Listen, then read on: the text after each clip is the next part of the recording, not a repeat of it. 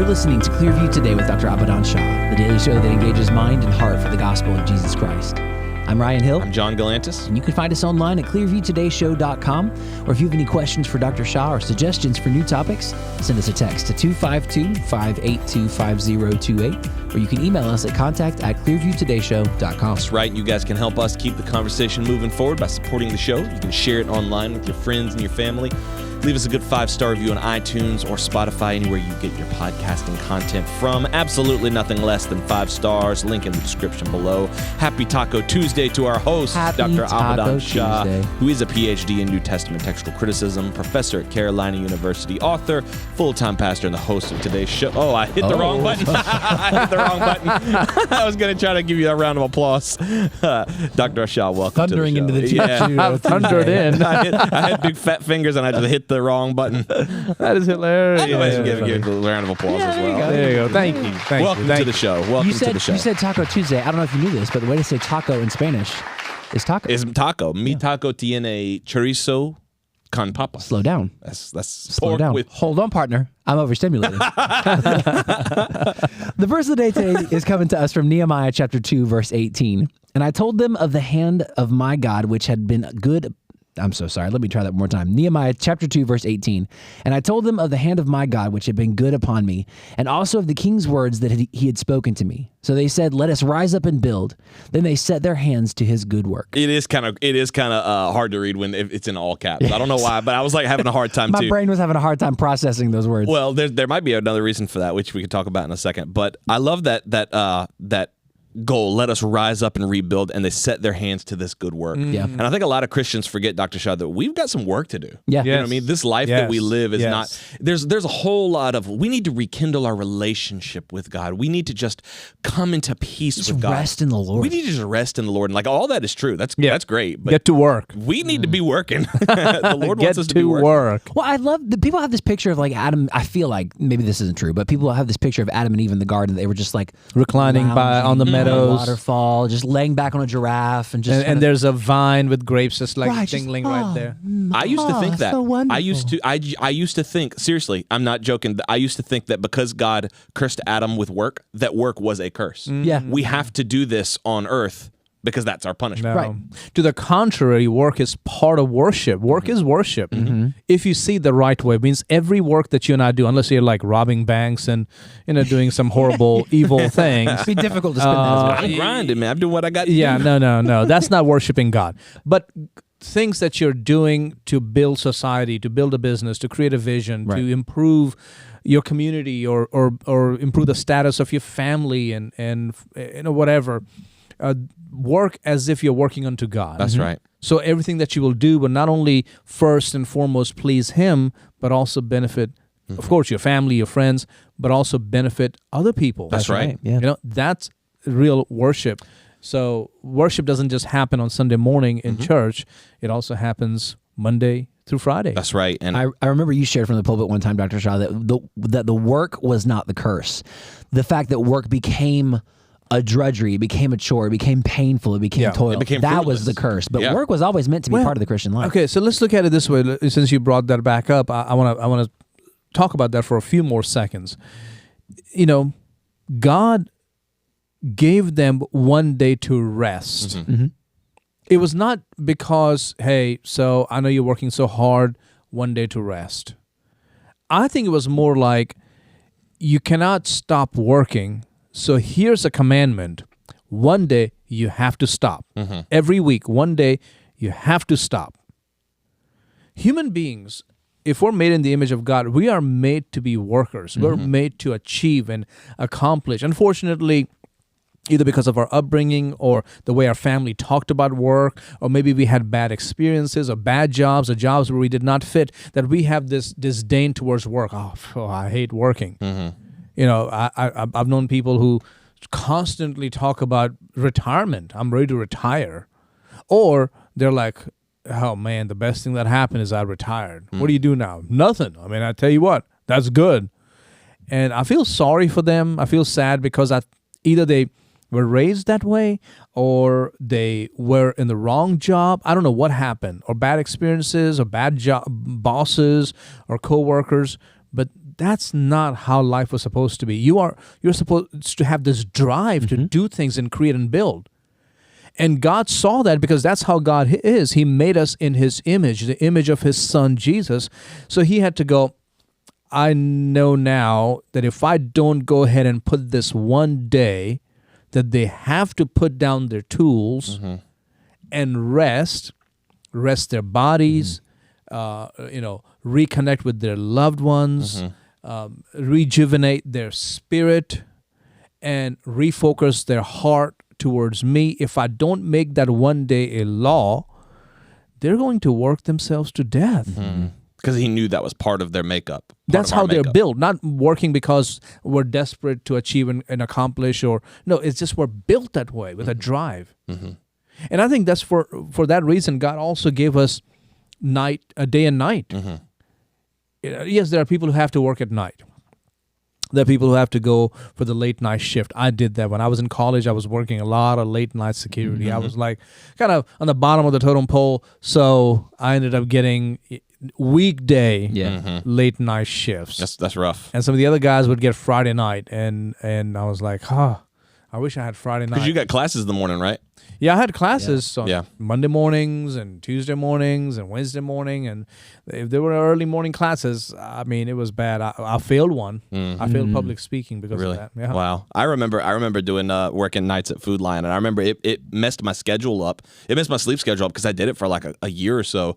And then the very first year that I started here, I remember I was still transitioning. I would come, I don't know if you remember this, Dr. Shah, I would come into work at like 2 o'clock. Yeah. 2 in the afternoon. I remember that. And because I was still I was still working at Food Lion when we met, and I was getting back to where like I could not wake up before 2 o'clock. And I remember I would come into the office at 2 o'clock. The biggest thing that did for me though, and I know this is kind of taken away, but I was like, man, this pastor is really willing to work with me, because anybody else could have been like, hey, that's not gonna work. Yeah. But I remember, and that stuck with me even and that's back like then. what, 12 years ago? That was like 12 years ago. I was 21 years old. Yep. And I thought for sure it was going to be a situation where it's like, no. Here in the grown-up world, we get up in the mornings. But Dr. Shah was like, hey, we'll work with you, and we'll get you back on your schedule. Right. And that's always been the way. Yeah. But going back to the day and night thing, I want to make a quick remark there. The reason God made it such that all, morning until evening, you have daylight, go do your thing. Evening, it's going to be dark. I think partly so that we will go to sleep. Now, I know, again, as I mentioned, I had to work late night shifts. Doctors, nurses, first responders, they have to do it. Military. I mean, there are a lot of jobs that have their factory workers have to work all night. But on a large scale, or on a wholesale, I guess you can say, most people go to sleep at night. To stop them, not just like one day you have a week has to be a day of rest, but even in a day, you have to stop working at a certain point. Yeah. And that's because that's how we were designed to work. It's almost like we feel like people are by default lazy and they have to learn how to want to work. But God's design is really the opposite. It's the opposite. You have to learn how to stop. We have to be made to stop. And that's how we should be. Right. Made to stop. So then when somebody says, man, he's a workaholic, I'm like, what's your point? Yeah. Right. I don't like the holic part, but I mean, what's your point? Yeah, that's how God designed Isn't that how you should be? That's right. Exactly. Well, guys, don't go anywhere. We're going to take a quick break and be right back with more Clearview Today. Hey, Clearview Today listeners. Every day we invite you to join us in these conversations and explore the never-ending truth of God's Word. And if you've been following the show for a while, if you feel like it's blessed you and you believe in the mission we're on, we invite you to partner with us through your financial support. That's right. Your giving helps us keep the message of the gospel reaching more hearts and minds every day. And when you give for the gospel, that's not an act of generosity. That's an act of worship. It's a way to honor God and invest in His kingdom, knowing that every single dollar you give helps us share the hope of Jesus with a world in desperate need of Him. If God is pressing on your heart right now to give to the Clearview Today Show, you can visit our website, clearviewtodayshow.com, and press that little button that says Give Today. And we just want to say thank you for your support. May God continue to bless you as you partner with us in making our show as impactful as possible for the gospel of Jesus Christ. That's right. We appreciate every single one of you. Now let's get back to the show. Welcome back to Clearview Today with Dr. Abadan Shah, the daily show that engages mind and heart for the gospel of Jesus Christ. You can visit us online at clearviewtodayshow.com, or if you have any questions or suggestions for new topics, send us a text to 252-582-5028. That's right. Dr. Shah, we're talking about work today, and I think this is something we have said on the show before, but one of the biggest things that people say about workers in the ministry. And I think, and you've told me this, and I think the longer I've been in ministry under you, the more I've seen it. Thankfully, I'll say this is not the problem here at Clearview Church, but across the board, ministry workers, they're lazy. Yeah. Lazy people. I hate to say that, and I know there are some pastors and staff members who are listening, and you may not be that person, but don't you know somebody who's in ministry, and you're like, buddy, you got to do more than this.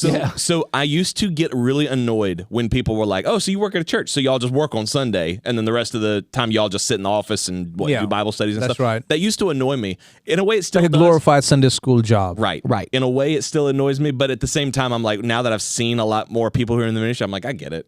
Yeah. I get why people make that joke. Right. They don't. That joke is there for a reason. It's not unfounded in truth. Right. Yeah, it's sad, but unfortunately, sometimes seminaries train people that way. They make them think like your job now is to go and just kind of walk about, have conversations with people, and just pontificate on life. Yes, I think a lot of Christians. I cannot stand that. Oh, I 100% agree. I think a lot of Christians think that when you live in the when you like work in the ministry, you get coffee with people and you have lunch with people. Yep. And that is your job. That's all you do. That's all you do. Yep. Teach Bible study and visitation. Christians love coffee and Christians love lunch, and then they'll go get lunch with people. If we can have lunch at coffee, oh man, that's what they love. And it's sad because churches are suffering. Yeah. Right. Many cities and towns are suffering because there are churches there, but the person who is behind the pulpit or in that pastor's office or that church staff, they just don't know what to do. Right. And then they go to some conference, and then some guy gets up there, who's got a pretty good church, knows what he's doing. He said, "Let me tell you something. It's not about how hard you work.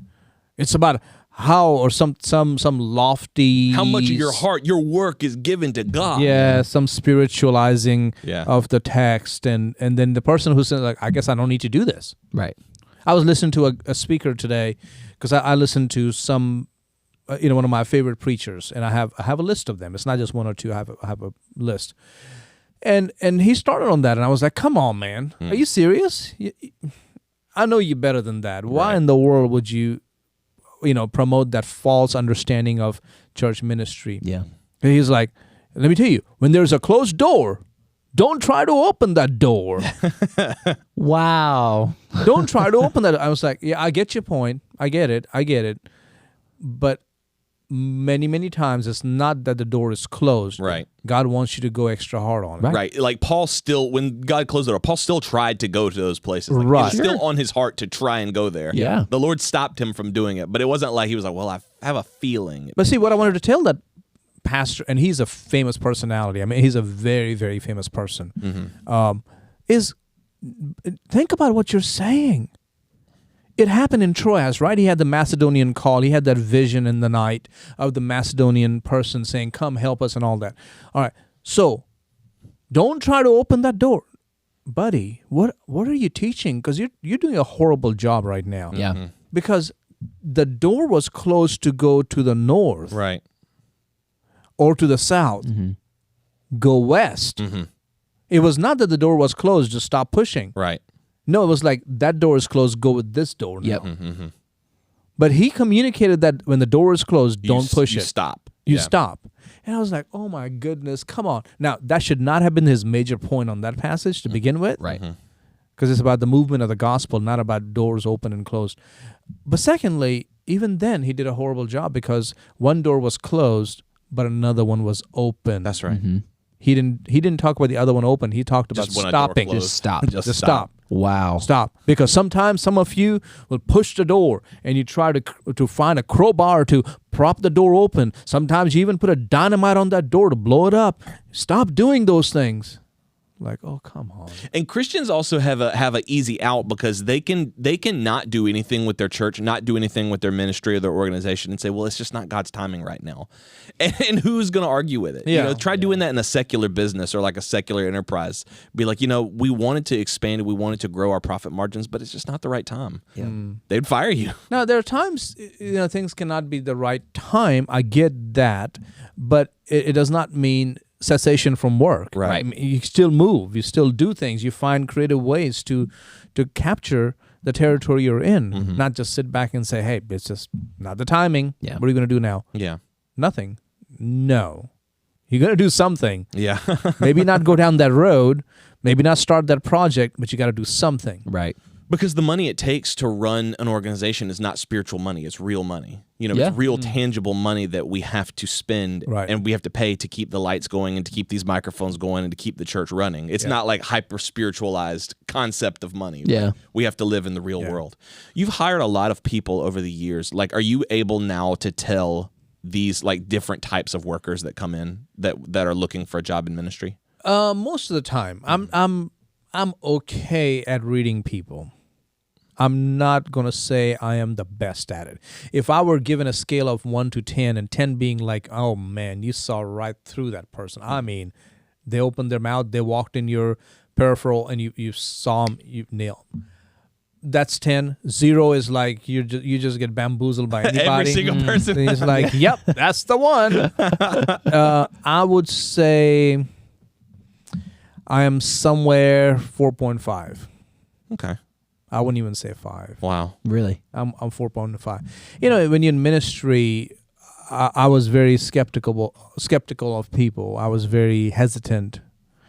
And then you have to go, let's give them a chance. Let's give them a chance. You become more trusting. The older you get, the more you do it. No, not necessarily older you get.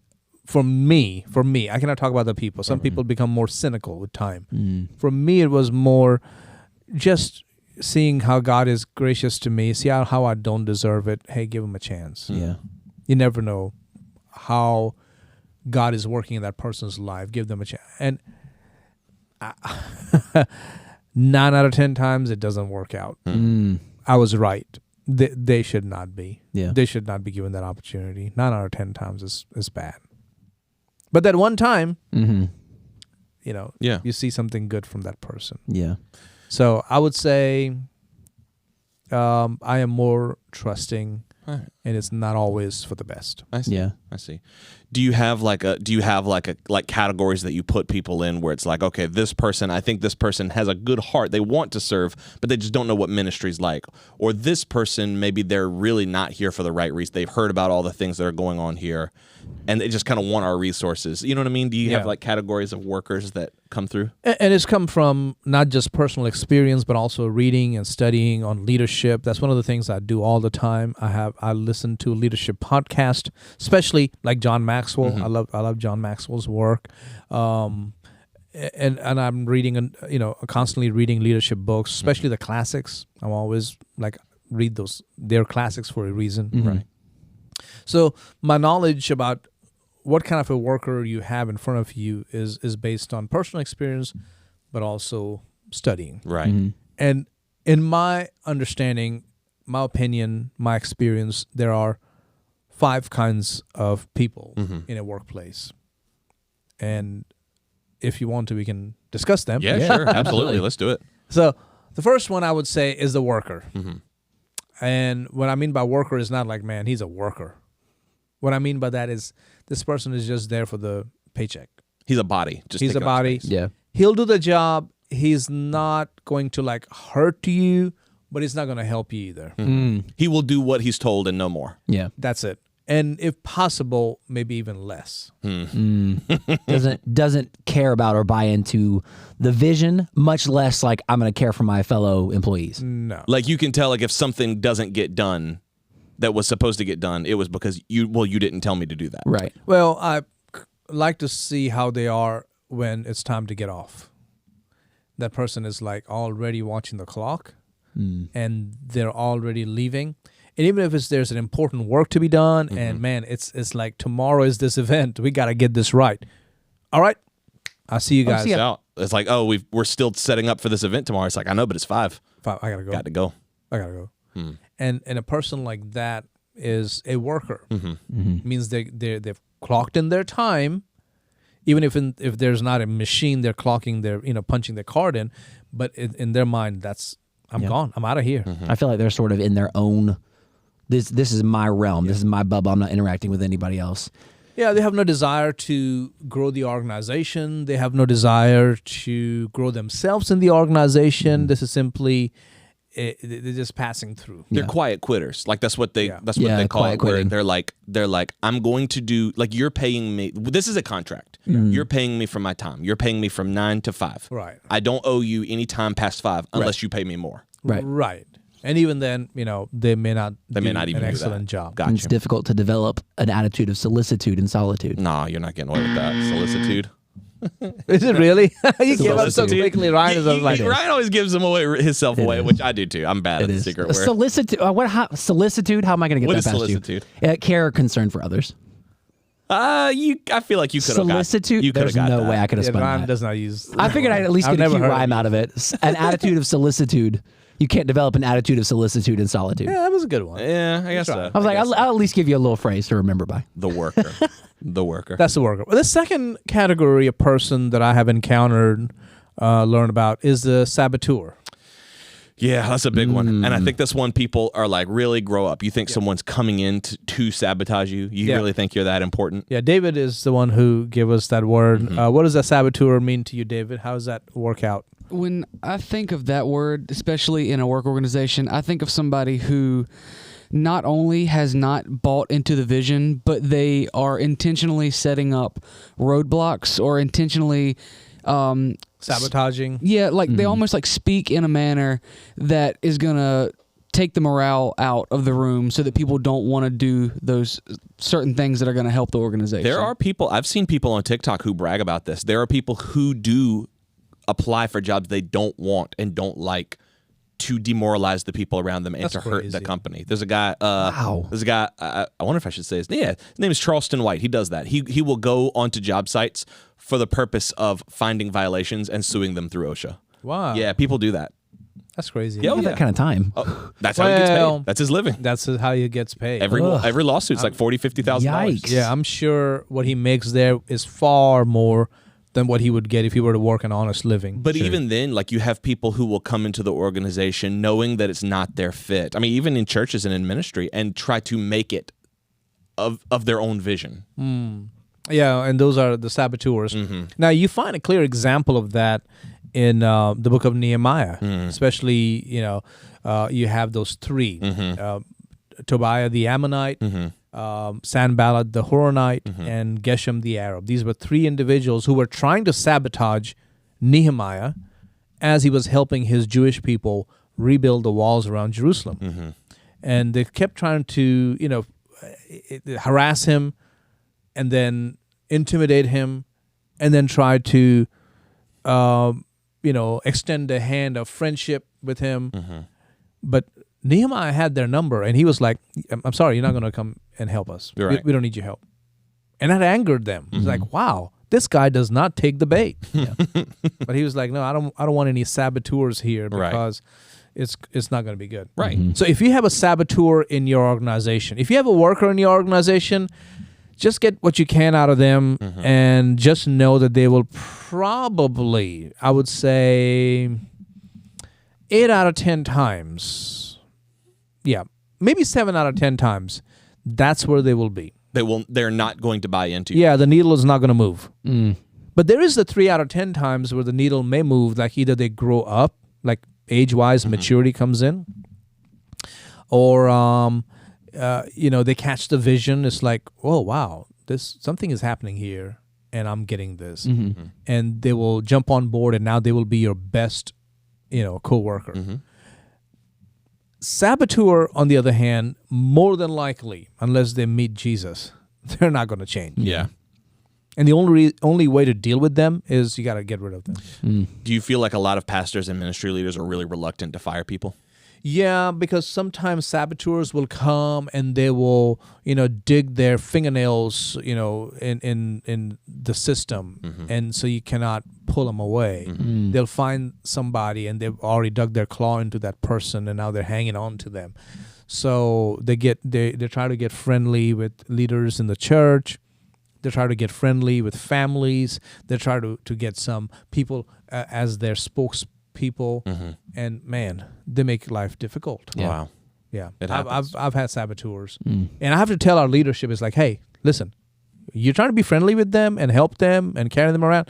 They have an ulterior motive. Right. It's good that you do that though, because I genuinely, I mean, I've only ever worked for one other, person in a church setting, but I think you're one of the very few pastors who will do that. Yeah. I think a lot of pastors will try to try to be overly diplomatic and still cast that person in a good light and speak in a roundabout way, and people are just like, blah, blah, blah. Well, Yeah. they're stabbing you the whole time. You're bleeding, buddy. right. Yeah. I bleeding. respect that you are willing to go to our leaders and say, don't trust this person. Yeah. They're not good.